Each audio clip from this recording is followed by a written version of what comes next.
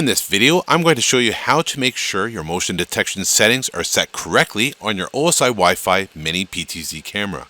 Open the Smart Life app and then select the Mini PTZ camera device. Select the three dots on the top right. Select Detection Alarm Settings. Make sure that your motion detection alarm is enabled. This means that when motion is detected, you will get a notification to your phone. When this is enabled, more options appear under this setting. You will see alarm sensitivity level.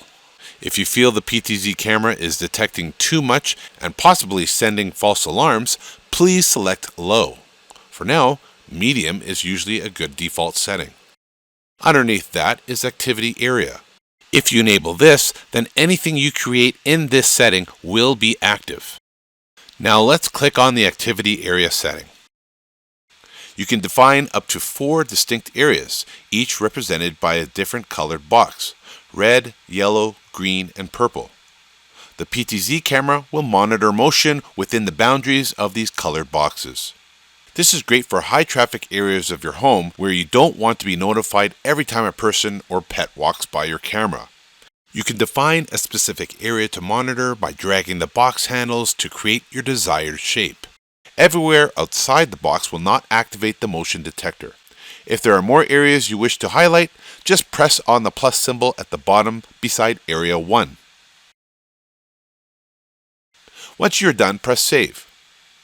Below the surveillance area setting is the human body filtering setting. Enable this if you want to reduce false alarms by filtering out non-human movements such as pets, shadows, or moving objects like trees or vehicles through a window. Underneath that is motion tracking. Motion tracking is a powerful feature that enhances the functionality of your camera by allowing it to automatically follow any detected movement within its field of view. When this feature is enabled, the camera continuously monitors the area and adjusts its position to keep the moving object or person in the frame. This ensures that the subject remains in focus and is consistently recorded, providing comprehensive coverage of the monitored area. Underneath that is sound detection.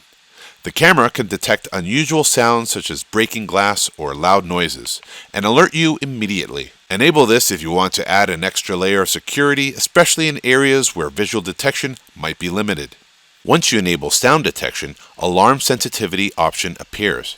This allows you to select low, medium, or high sound sensitivity settings. Selecting low sensitivity is ideal for noisier environments to avoid false alarms, while high sensitivity is best for quieter settings to ensure even faint sounds are detected.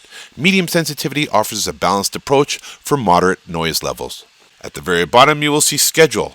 By scheduling detection times, you can avoid unnecessary alerts during periods when you are home and moving around, reducing the number of false alarms. You can set specific times for the camera to be more vigilant, such as during the night or when you're away from home. This ensures the camera is actively monitoring when you need it most. When adding a schedule, you will need to add 2 schedules, one to schedule the time that you want the detection and notifications enabled, and one to schedule the time you want them disabled. This concludes the detection settings video tutorial.